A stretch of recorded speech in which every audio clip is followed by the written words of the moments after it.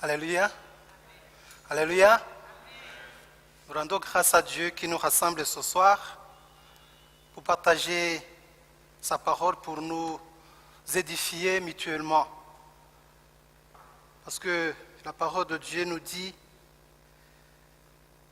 de nous rassembler toujours, de nous réunir pour nous encourager en tant que chrétiens, en tant que disciples du Christ. Quand nous nous rassemblons comme ça, quand nous partageons la parole de Dieu, nous nous édifions et nous grandissons dans la foi, dans la connaissance de notre Seigneur. Et le Seigneur nous a promis que là où 2 ou 3 sont rassemblés en son nom, il est là au milieu de nous. Alléluia. Nous croyons qu'il est ici, qu'il veut nous parler, qu'il veut te parler. Et ma prière ce soir, c'est que tu puisses écouter la voix du Seigneur. Alléluia. Nous allons parler aujourd'hui sur la révélation de Jésus-Christ. Oui, je sais que nous avons, depuis le début du mois, parlé sur ce thème, la révélation de Jésus-Christ. Mais aujourd'hui, ma prière, c'est que, au-delà du thème, que vraiment chacun de nous puisse voir, puisse réaliser quelque chose de nouveau. Que Jésus-Christ puisse se révéler à moi et à toi. Que tu puisses le voir encore dans ta vie. Et que l'Esprit de Dieu fasse des miracles ce soir. Nous allons parler sur la révélation de Jésus-Christ. C'est un long thème, donc pour pouvoir parler sur ce thème pendant quelques minutes, il faut le limiter. Et je vais parler sur la révélation de Jésus-Christ en tant que Jésus-Christ qui manifeste le règne de Dieu. Jésus-Christ qui fait établir le règne de Dieu. Et quand je parle du règne de Dieu, je parle d'abord sur le plan personnel. Que le règne de Dieu se manifeste dans ma vie et dans ta vie. Que les signes du royaume de Dieu, que tu expérimentes les signes du règne de Dieu, que tu expérimentes, que tu manifestes, que tu témoignes, que tu sentes que le règne de Dieu est présent dans ton cœur, dans ta famille, dans ta vie, dans ton entourage. Et que, justement, en expérimentant ce royaume de Dieu, je puisse le refléter aussi à mon environnement. Et dans quelle église ensemble nous puissions vraiment faire témoignage de ce règne de Dieu. Et cela par la révélation de Jésus-Christ. Que Jésus-Christ se révèle à moi et à toi, afin que je puisse expérimenter justement le royaume de Dieu. Nous allons prendre comme texte de base Hébreux chapitre 1er, le verset 1 au verset 4.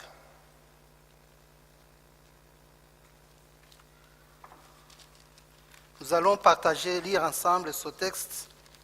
Hébreux chapitre 1, Hébreux chapitre 1, verset 1 au verset 4.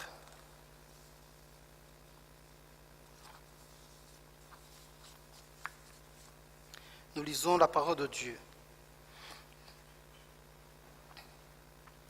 Après avoir autrefois à plusieurs reprises et de plusieurs manières parlé à nos pères par les prophètes, Dieu nous a parlé par le Fils en ces jours qui sont les derniers. Il a établi héritier de toutes choses et c'est par lui qu'il a fait les mondes. Ce Fils, qui est le rayonnement de sa gloire et l'expression de son être, soutient toutes choses par sa parole puissante. Après avoir accompli la purification des péchés, il s'est assis à la droite de la majesté divine dans les lieux très hauts, devenu d'autant supérieur aux anges qu'il a hérité d'un nom bien différent du leur. Amen. Nous lisons le deuxième texte en Éphésiens, Épître aux Éphésiens, chapitre 1, à partir du verset 15, le verset 15 à 23. Éphésiens, chapitre 1er, verset 15 à 23. C'est pourquoi aussi, ayant entendu parler de votre foi au Seigneur Jésus-Christ, Jésus, et de votre amour pour tous les saints, je ne cesse de rendre grâce pour vous. Je fais mention de vous dans mes prières, afin que le Dieu de notre Seigneur Jésus-Christ, le Père de gloire, vous donne un esprit de sagesse et de révélation qui vous le fasse connaître, qu'il illumine les yeux de votre cœur, afin que vous sachiez quelle est l'espérance qui s'attache à son appel, quelle est la glorieuse richesse de son héritage au milieu des saints, et quelle est la grandeur surabondante de sa puissance envers nous qui croyons selon l'action souveraine de sa force. Il a mis en action dans le Christ, en le ressuscitant d'entre les morts et en le faisant asseoir à sa droite dans les lieux célestes, au-dessus de toute principauté, autorité, puissance, souveraineté, au-dessus de tout nom qui peut se nommer non seulement dans le siècle présent, mais encore dans le siècle à venir. Il a tout mis sous ses pieds et il a donné pour chef suprême à l'Église, qui est son corps, la plénitude de celui qui remplit tout en tous. Amen. Comme je viens de le dire, je vais partager avec vous sur ce thème de la révélation de Jésus-Christ. Jésus-Christ, que nous savons, à qui nous croyons, le Fils de Dieu, Jésus-Christ, Jésus le Sauveur, selon le sens de son mot, Dieu sauve, Jésus-Christ, Christ le Messie, le Roi, le choisi de Dieu. Et je vais parler de Jésus-Christ justement par rapport à sa manifestation, à sa concrétisation du règne de Dieu. Et la révélation, le mot révélation signifie dévoiler, dévoilement. Révéler signifie faire montre. Si nous parlons de la révélation de Jésus-Christ, c'est que nous voulons parler de comment Jésus-Christ se dévoile, comment Jésus-Christ se manifeste, comment Jésus-Christ se fait voir, comment nous connaissons Jésus-Christ, comment nous pouvons comprendre qui il est, comment il se manifeste et comment nous pouvons vraiment le rencontrer, l'expérimenter, comment nous pouvons entrer en relation avec lui. Déjà, j'avais parlé de Jésus-Christ comme Jésus étant le Sauveur, la manifestation du Dieu qui sauve. Et le Christ qui est le Messie, qui est loin de Dieu, qui est le choisi de Dieu, qui est Dieu, qui est le Fils de Dieu lui-même. Mais la question à laquelle je commence par nous poser, c'est pourquoi la révélation de Jésus-Christ? Pourquoi Jésus-Christ? Pourquoi nous parlons de la révélation de Jésus-Christ? Pourquoi Jésus-Christ devrait se révéler. Oui, nous avons lu dans cet épître aux Éphésiens que Paul prie pour l'église d'Éphèse, pour que Dieu le Père leur donne la capacité, leur donne l'esprit de révélation, l'esprit qui leur permette d'avoir la connaissance de Jésus-Christ. Je pense que l'église d'Éphèse était déjà une église. Ils croyaient en Jésus-Christ. On leur avait annoncé la bonne nouvelle de Jésus-Christ. Mais Paul veut prier pour que cette église ait davantage cette révélation de Jésus-Christ. Pourquoi? Pourquoi nous, en tant qu'église, parce que nous sommes déjà une église constituée, nous sommes des chrétiens baptisés, affermis, mais pourquoi nous avons besoin encore de parler de la révélation de Jésus-Christ? Pourquoi ce sujet peut-il nous intéresser? D'abord, situons ce thème dans le cadre de notre vision de devenir des disciples accomplis. Nous voulons devenir des disciples accomplis, des disciples du Christ justement. Et pour que nous puissions être des disciples accomplis, des disciples du Christ et des disciples accomplis, nous devons avoir une nouvelle compréhension, une nouvelle connaissance de Jésus-Christ. Ne pas nous limiter seulement sur le passé, sur ce que nous avons entendu, sur ce que nous avons entendu parler, ou sur ce que nous-mêmes nous avons parlé, ou sur des expériences que nous avons eues. Parce que chacun d'entre nous a une rencontre quelconque avec Jésus-Christ.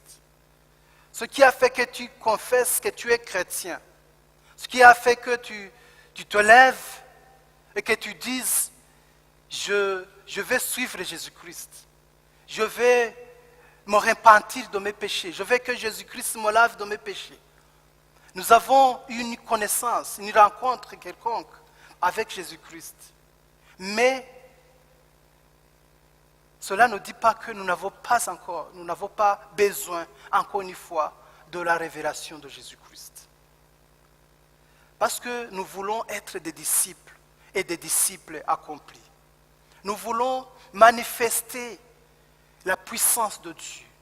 Nous voulons manifester, montrer aux autres Jésus-Christ. Nous voulons qu'à travers nos vies, nous voulons qu'à travers nos paroles, le monde puisse connaître Jésus-Christ.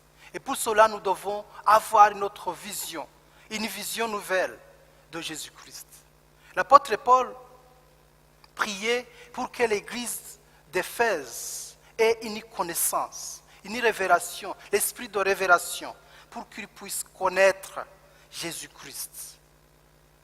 Il a donné quelques thèmes, quelques raisons qui fassent que vraiment il prie pour qu'ils aient la révélation de Jésus-Christ. Et je pense que ces raisons qui faisaient que Paul prie pour cette église d'Éphèse, nous aussi, nous les avons besoin. Nous avons besoin d'avoir cette révélation de Jésus-Christ, afin d'être vraiment des disciples accomplis, afin de pouvoir témoigner, manifester Jésus-Christ dans nos vies, dans nos familles, dans nos actions. La première raison que Paul donne, c'est qu'il veut que l'église d'Éphèse ait une illumination, que leurs yeux soient illuminés, les yeux de leur cœur, que les yeux de leur cœur soient illuminés. Nous l'avons lu au verset 18. Qu'il illumine les yeux de votre cœur. Et nous le savons, il nous arrive, chers frères et sœurs, que nous vivons, d'ailleurs Pamela parlait de ça aussi, que nous vivons dans une situation de sommeil. Et nos vies se trouvent dans des ténèbres. Nous ne savons pas où nous allons. Nous ne savons pas qui nous sommes.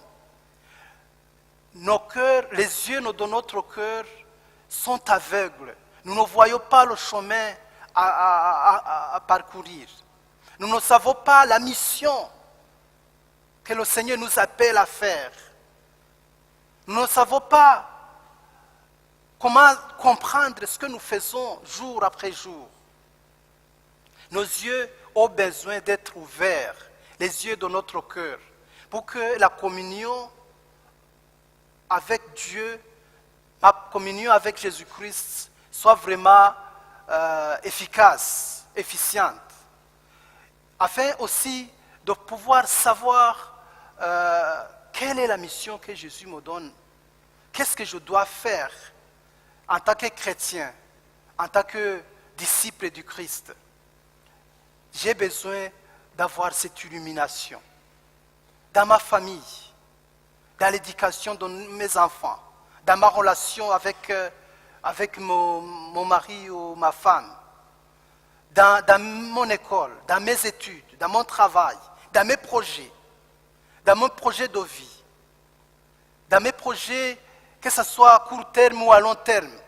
J'ai besoin de cette illumination, l'illumination du cœur qui est conduite par Jésus-Christ. Et pour cela, j'ai besoin d'avoir cette révélation de Jésus-Christ. Jésus-Christ me révèle, me montre le chemin à faire. Jésus-Christ me montre la mission à accomplir.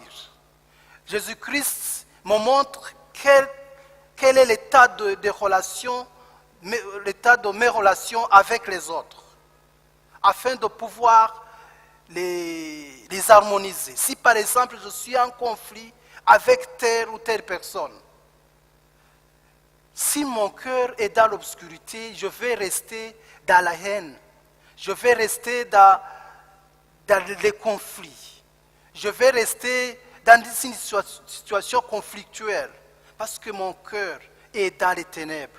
J'ai besoin de la révélation de Jésus-Christ pour que mon cœur soit éclairé, pour que ma vie soit dans la lumière.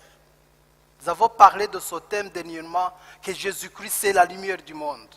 Et c'est Jésus-Christ qui nous éclaire. Et ça, c'est très nécessaire de le souligner, parce que depuis le commencement de la Bible, depuis vraiment le premier verset de la Bible, nous voyons Jésus-Christ qui est à l'œuvre. Jésus-Christ qui est à l'œuvre et qui éclaire le monde. Pour que la vie, pour que l'Église, pour que la famille, pour que l'État, pour que la société puisse évoluer, manifester vraiment le règne de Dieu, il faut cette lumière qui vient du Christ. Et justement, la parole que nous lisons dans l'épître de Paul aux Romains, chapitre 14, verset 17, nous dit que le royaume de Dieu, les caractéristiques du royaume de Dieu, c'est la justice, c'est la paix, c'est la joie dans l'esprit. La vie d'une personne, la vie personnelle, la vie communautaire, la vie familiale, où il ne règne pas la justice, où il ne règne pas la paix, où il ne règne pas la joie, cette vie ne manifeste pas le royaume de Dieu. Dieu n'est pas maître de cette vie. La vie où Dieu prend place et se manifeste par la justice. Ça se manifeste par la paix et la joie dans l'esprit. C'est l'esprit qui est à l'œuvre. Et cette justice, la justice et la paix sont très liés. Là où il y a injustice, il n'y a pas la paix. Là où il y a la paix, ça montre qu'il y a la justice. Parce que la paix, c'est l'harmonie. La paix, shalom, c'est la concorde. C'est l'équilibre. Il y a un équilibre dans les relations. Que ce soit entre moi et moi-même, d'abord, parce que c'est là où déjà ça doit commencer, la paix interpersonnelle, la paix personnelle, individuelle, ma paix, la paix avec moi-même. Quand je ne suis pas en confrontation avec moi-même, j'ai la paix. Mais quand je suis en confrontation avec moi-même, quand je veux quelque chose et en même temps je ne le veux pas, je ne peux pas avoir la paix. La paix intérieure vient du fait que tu comprends ce que tu es. Tu ne t'opposes pas à toi-même et tu es fier de qui tu es. Tu t'acceptes toi-même. Si tu ne t'acceptes pas, si tu n'acceptes pas ta condition, alors que c'est toi-même, tu ne peux pas avoir la paix. Il y a beaucoup de gens qui sont comme ça, qui sont en opposition avec eux-mêmes. Ces personnes-là, ils peuvent chercher les solutions ailleurs, chercher à telle personne, penser que c'est telle personne qui lui cause des difficultés, tu ne vas pas trouver. Parce que le problème, c'est toi. Tu t'opposes à toi-même. Tu ne t'acceptes pas. Tu n'acceptes pas qui tu es. Et tu ne veux pas assumer ta personne. Justement, quand il y a cette illumination de Jésus-Christ, nous avons déjà nous avons l'éclairage sur nous-mêmes. Nous avons l'éclairage sur nous-mêmes et nous réalisons qui nous sommes. Nous savons que Dieu m'a créé. Il m'a créé, il m'a mis dans un contexte. Oui, dans mon évolution, pour que je sois là où je suis, il y a eu des choses négatives ou positives. Il y a eu des injustices, il y a eu des conflits, il y a des choses que j'ai dû traverser. Peut-être que je n'aurais dû pas traverser. Mais si je suis ici aujourd'hui, je dois assumer mon passé. Et justement, afin de comprendre mon présent. Et pouvoir m'orienter pour mon avenir. Et pour comprendre cela, ça demande qu'il y ait cette révélation de Jésus-Christ. Parce que Jésus-Christ a accepté de vivre la vie sur terre. Le principe de l'incarnation, justement, c'est ça. Dieu s'est fait chair. Jésus-Christ a vécu dans son monde. Il a été victime de beaucoup d'injustices depuis sa naissance. D'ailleurs, même avant sa naissance. Quand Joseph voulait ne pas marier Marie, justement parce qu'elle était enceinte. Déjà, l'injustice, Jésus a commencé à subir l'injustice avant sa naissance. Il a été malmené avant qu'il naisse.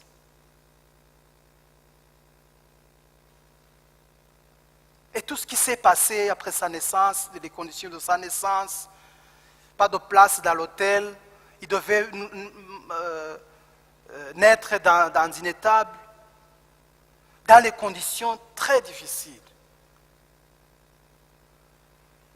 La révélation de Jésus-Christ me permet de m'accepter et d'accepter les conditions dans lesquelles j'ai évolué.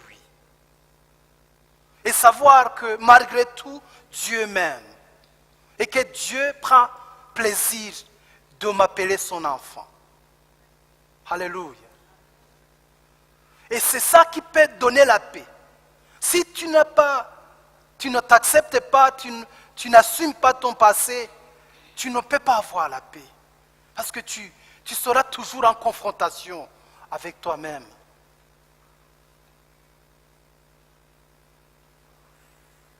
Le royaume de Dieu se caractérise par la justice, par la paix et par la joie dans l'esprit. Et c'est quand on a la paix qu'on peut avoir la joie. La joie, c'est la conséquence justement de la paix intérieure, mais aussi de la paix avec les autres. C'est pourquoi la parole de Dieu nous dit dans l'épître de Paul aux Romains, chapitre 12, verset 18, que tant qu'il est possible, vivez en paix avec tout le monde, avec toute personne. Vivez en paix avec toute personne. Pour avoir la joie, il faut vivre en paix avec tout le monde. Même si tu as un conflit avec une telle personne, un enfant peut-être quelque part, si tu ne te réconcilies pas, si tu n'as pas la paix avec cette personne, tu n'auras pas la joie complète.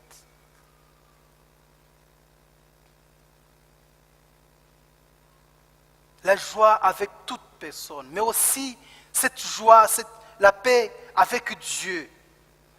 La paix avec Dieu. Reconnaître Dieu, reconnaître qui il est, reconnaître sa parole, la mettre en pratique. Éviter toute chose qui te mette en confrontation avec Dieu. Si nos cœurs ne nous accusent pas, dit la parole de Dieu, nous pouvons nous présenter devant Dieu et avoir la paix totale. Mais quand mon cœur m'accuse, même s'il n'y a personne qui m'accuse, parce qu'il ne m'a pas vu, mais Dieu qui me voit, qui voit tout ce que je fais en cachette. Ce Dieu qui me voit, si je ne me réconcilie pas avec lui, si je ne fais pas de la paix avec Dieu, je ne peux pas avoir la paix. Tu peux paraître paisible, tu peux t'habiller, te montrer comme si tu as la paix, mais Dieu qui te voit et toi-même qui vois dans ton cœur, tu sais que tu n'as pas la paix parce que tu n'es pas réconcilié avec Dieu. C'est la révélation de Jésus-Christ. Avec cette illumination des yeux de nos cœurs que nous pouvons nous avancer justement pour la justice, pour la paix et pour avoir la joie. Et la deuxième des choses que nous tirons dans cette épître de Paul aux Éphésiens, le pourquoi de la révélation de Jésus-Christ, c'est de pouvoir affronter l'avenir. Il parle au verset 18, après avoir parlé de l'illumination des yeux de vos cœurs, il parle afin que vous sachiez quelle est l'espérance qui s'attache à son appel. L'espérance qui s'attache à l'appel du Christ. L'espérance qui s'attache à la révélation du Christ. Quand nous avons la révélation du Christ, notre avenir est assuré. Nous avons l'espérance. L'inquiétude ou les questionnements profonds de l'être humain, c'est pouvoir affronter l'avenir. Se poser la question, mais comment je serai l'année prochaine? Comment je serai le mois prochain? Comment je vais pouvoir m'en sortir? Comment je vais faire ça et ça? En Jésus-Christ, il y a une espérance. Il y a une espérance qui s'attache à la révélation du Christ. Il y a une espérance qui s'attache à Christ et à son appel. Parce que nous avons le Seigneur qui a vaincu. Nous avons le Seigneur qui a vaincu la mort. Nous avons le Seigneur qui est vivant. Jésus-Christ est vivant. Il est assis à la droite du Père. Il règne éternellement. Tout lui a été soumis. Et quand nous avons cette révélation de Jésus-Christ, nous ne pouvons pas nous inquiéter de l'avenir. Nous ne pouvons pas nous inquiéter de la mort. Nous ne pouvons pas nous inquiéter quand je n'ai pas du travail. Je ne peux pas m'inquiéter quand je vois qu'à la maison, je n'ai pas assez de nourriture pour la semaine ou pour le mois qui vient. Parce que nous avons une espérance qui s'attache à Christ. Et quand j'ai eu cette révélation du Christ, j'ai aussi cette révélation de cette espérance. J'ai l'espérance en Christ pour les choses à venir. Je ne m'inquiète de rien parce que je sais que Christ est tout pour moi. Il est tout pour moi. Il m'offre un chemin. Il va savoir s'arranger pour que je m'en sors. Une espérance qui s'attache à la paix du Christ. La troisième chose, c'est la glorieuse richesse de son héritage. Il y a une glorieuse richesse de l'héritage du Christ. Il y a une glorieuse richesse au-delà de l'espérance en la vie éternelle, même dans la vie présente. quand je crois en Christ, je suis avec le Christ. L'héritage du Christ devient le mien. La richesse de l'héritage du Christ, je suis avec le Christ dans son héritage. Et ça, c'est une très grande chose. Je suis enfant de Dieu. Je suis co-héritier du Christ. Et quand j'ai cette révélation, et que je m'avance dans cette révélation jour après jour, j'expérimente combien cette richesse du Christ devient mienne. Dans ma famille, dans mon travail, dans l'église, dans la société. Quand j'ai cette révélation du Christ, j'ai aussi l'assurance et j'expérimente que la richesse de l'héritage du Christ devient mien. Je suis riche grâce à Christ. Et je m'avance. Peut-être que le monde peut voir que je suis pauvre. Si on me compare avec tel autre par rapport au père de ce monde, on peut me mettre dans la catégorie des pauvres. Mais je sais que par la foi en Christ et par la révélation que j'ai eue du Christ, je partage avec le Christ l'héritage, les richesses de son héritage. Et je suis fort, et je suis riche, et je témoigne que je peux même dans ma richesse faire vivre les autres. Peut-être qu'ils pensent qu'ils sont plus riches que moi. C'est comme ça que Paul pouvait dire que nous paraissons comme pauvres, mais nous enrichissons les autres. Nous paraissons comme faibles, mais nous sommes forts. Alléluia. Parce que nous avons cette révélation du Christ. C'est comme ça que l'église de Macédoine avait eu cette révélation. Et l'apôtre Paul, voyant que cette église était pauvre, mais il s'était étonné que cette église avait pu donner beaucoup de choses, beaucoup de biens pour l'église de Jérusalem, que les autres églises n'avaient pas pu donner. Pourquoi? Parce qu'ils étaient riches en Christ. Chers frères et sœurs, avec la révélation de Jésus-Christ, nous nous approprions de la richesse du Christ. Nous nous approprions de la vie qui est en Christ. Et cette vie se manifeste dans nos vies mortelles, dans nos vies qui peuvent tomber malades, dans nos vies qui sont faibles.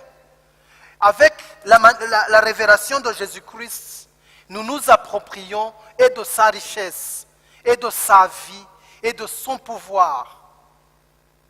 Et c'est ce que nous allons voir dans les choses suivantes, qu'il y a aussi la grandeur surabondante de sa puissance et l'action souveraine de sa force envers nous. Oui, avec la révélation du Christ, nous avons en Christ cette grandeur surabondante de sa puissance. Nous avons la puissance. Nous ne sommes pas des personnes qu'on peut manipuler comme on veut. Nous sommes forts. Nous avons la puissance du Christ. Nous pouvons changer beaucoup de choses. Nous pouvons paraître peu nombreux. Nous pouvons paraître sans importance aux yeux des autres. Mais nous sommes forts. Et nous changeons beaucoup de systèmes. Nous bouleversons les systèmes. Nous changeons des systèmes par notre communion avec le Christ. Et c'est comme ça que lui aussi était dans ce monde. Justement, quand nous avons la révélation de Jésus-Christ, nous avons la révélation de qui il était quand il était dans ce monde. Il y paraissait comme quelqu'un, comme un jeune parmi tant d'autres. Oui, qui se faisait philosophe, qui enseignait, qui avait quelques disciples. On disait que c'était un forgeron de Galilée. On le méprisait. C'est ce que nous lisons aussi dans le livre du prophète Ésaïe. Il était méprisable. Il était comme un bourgeon, comme quelqu'un qui n'était pas fort parmi les autres. Il n'était pas parmi le Sanhédrin. Il n'était pas parmi les chefs religieux, mais il était dans le monde. Et il était la lumière du monde. Et il avait la force divine en lui. Il avait la puissance de son amour. Alléluia. Il avait la puissance de son amour qui faisait qu'il a changé beaucoup de choses. Dans sa faiblesse, mais dans sa présence. Il était dans le monde. Il a accepté de confronter le monde. C'est comme ça que quand les chefs religieux sont venus le prendre, il était avec ses disciples. Et ils se sont demandé, mais c'est qui? Il a demandé lui-même, c'est moi que vous cherchez? Et à ces mots, la foule qui venait le prendre a reculé et ils sont tombés. Parce qu'il avait, même si paraissant comme faible, comme un individu, mais il avait la force en lui. Et quand Pierre a voulu le défendre, quand il a pris son épée pour couper, il a coupé l'oreille d'un serviteur, d'un sacrificateur. Jésus-Christ a dit, non Pierre, c'est pas comme ça. Pierre n'avait pas compris. Pierre n'avait pas compris que Jésus-Christ, pour manifester sa puissance, il n'utilisait pas l'épée, il n'utilisait pas la force. Il dit à Pierre, Pierre, je pouvais demander à Dieu et envoyer un bataillon de soldats du ciel pour défendre, pour combattre pour moi. Mais ceci est arrivé parce que c'est l'heure, ça doit arriver. Alléluia. Il a confronté le monde, il a confronté les puissances et il a vaincu. Il a confronté le monde, même la mort. Il est descendu aux enfers. Il n'a pas craint de descendre aux enfers. Il est allé jusque-là pour montrer sa puissance. Et quand Paul parle aux Éphésiens que nous devons avoir la révélation de Jésus-Christ pour que nous sachions cette grandeur. La grandeur surabondante de sa puissance et l'action souveraine de sa force. C'est cette force et c'est cette puissance qu'il nous donne quand nous avons sa révélation.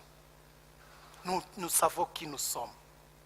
Nous pouvons nous montrer comme petits, comme insignifiants dans la société.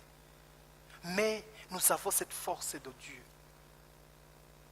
Nous travaillons avec Dieu. Nous sommes co-travailleurs avec Dieu. Nous sommes forts. Nous avons cette puissance par notre prière, par notre action, par notre amour, par notre témoignage.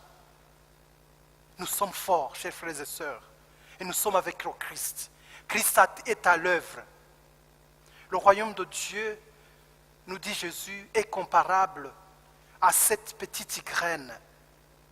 Cette petite graine qu'on met dans la terre. Elle n'est pas visible, elle est petite, mais elle a la vie en elle. Alléluia. La vie qu'a la graine, même si elle est petite, ça permet à la graine de pousser, de grandir, de devenir un petit arbre, un petit bourgeon, mais qui a la vie, qui grandit jour après jour. Alléluia. Le matin, tu peux te lever, l'agriculteur se lève, il va voir sa graine, sa plante. Il voit que ça a quelques centimètres. L'autre jour, il va, il trouve que ça grandit. L'autre jour, il retourne, il trouve qu'il a 2 feuilles. Après, il va voir qu'il a quelques branches. Après, ça va devenir un grand arbre. Alléluia. Qui résiste au vent, qui résiste aux intempéries, qui résiste au soleil, aux pluies aussi, parce qu'il a la vie. Et il a des racines qui s'enracinent dans le sol, qui puisent là. Il est nourri. C'est la parole de Dieu. Nous nous nourrissons de notre relation avec le Christ. Nous avons la vie. Nous sommes comme dit Jésus, Jésus-Christ c'est la vigne et nous sommes ses branches. Nous puisons dans lui. Et nous avons la vie que nous avons du Christ. Nous avons la vie en nous. cette vie que nous puisons du Christ. Et nous sommes forts, nous sommes puissants. Nous pouvons témoigner au Christ. Quand nous avons la révélation du Christ, nous avons la révélation justement de cette puissance. Cinquièmement, nous avons aussi la révélation de son autorité. Nous l'avons lu au verset 21. À partir du verset 20, il a ressuscité en action dans le Christ, en le ressuscitant d'entre les morts et en le faisant asseoir à sa droite dans les lieux célestes, au-delà de toute principauté, autorité, puissance, souveraineté, au-dessus de tout nom qui peut se nommer, non seulement dans le siècle présent, mais encore dans le siècle à venir. Jésus-Christ est au-dessus de toute autorité. Il est au-dessus de tout pouvoir. Il est au-dessus de toute principauté. Il est au-dessus de toute principauté. Son nom est au-dessus de tout nom. Chers frères et sœurs, quand nous avons la révélation de son Christ, face aux situations qui nous accablent, soit face aux situations qui nous font peur, nous avons cette révélation comme quoi notre Seigneur est au-dessus de toute autorité, de toute crise. Le Seigneur est au-dessus de tout. Il a le nom qui est au-dessus de tout nom. Aucun nom ne peut atteindre son niveau. Et quand nous avons cette révélation, nous savons que nous sommes en Christ, dans cette autorité et dans ce pouvoir. Et les situations ne peuvent pas nous trembler. Nous ne devons pas trembler devant les situations, devant les crises de ce monde. Nous sommes dans le Christ. Quand nous avons cette révélation, nous savons que Christ règne et qu'il est au-dessus de toute autorité, de toute maladie, de toute crise, peut-être en famille, ou soit une injustice, une situation injuste, des gens qui peut-être te mettent en procès. Et là, il faut savoir qui nous sommes. C'est quand nous savons qui nous sommes en Christ que nous pouvons vraiment résister et tenir ferme devant les situations de ce monde. La dernière question sur laquelle je vais terminer, c'est comment se révèle Jésus-Christ et quand il se révèle-t-il? Là, nous avons répondu à la question pourquoi, mais nous allons nous poser la question de comment. Comment se révèle Jésus-Christ et quand? Est-ce que Jésus-Christ peut se révéler à moi de la même façon qu'il s'est révélé au début de cette ère? Déjà, je souligne que la Bible, qui est la parole de Dieu, et Jésus-Christ, c'est lui-même qui est la parole de Dieu, le Logos. Nous disons que la Bible, la parole de Dieu, c'est Jésus lui-même. Et depuis le premier verset de la Bible jusqu'au dernier verset de la Bible, la parole de Dieu fait témoignage à Jésus-Christ.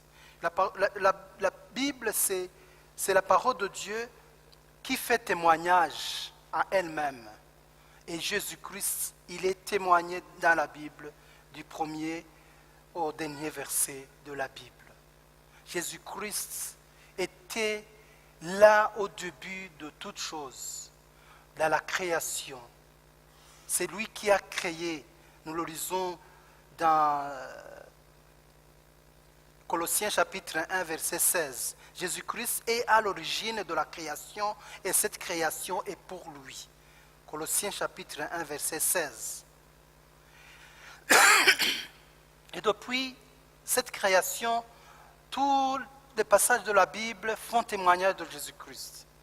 J'ai lu un verset en Jean chapitre 8, verset 56, qui montre que Abraham, le père des croyants, avait eu la révélation de Jésus-Christ. Jean chapitre 8, verset 56. Ce passage dit, Abraham, votre père, a tressailli d'allégresse à la pensée de voir mon jour. Il a vu et il s'est réjoui. Abraham, pour être témoigné comme père de la foi, c'est parce qu'il a vu, il a eu la révélation de Jésus-Christ. Et quand tu lis tous les passages depuis Genèse, et quand tu lis tous les prophètes, tu vois que Jésus-Christ était présent. Quand Abraham a sacrifié la brebis qu'il a trouvée, cette brebis c'était Jésus-Christ. Les sacrifices que les Israélites donnaient préfiguraient Jésus-Christ. Et Ésaïe, lui, il a vu clair Jésus-Christ. Et il a vu comme le prince de paix. Il a parlé de lui. Nous allons lire ce passage. Ésaïe chapitre 8, verset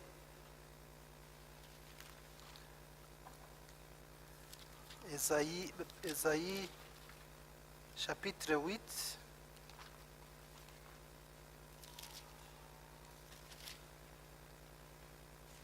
Verset 5. Il a dit, un enfant nous est né, un fils nous est donné, et la souveraineté reposera sur son épaule.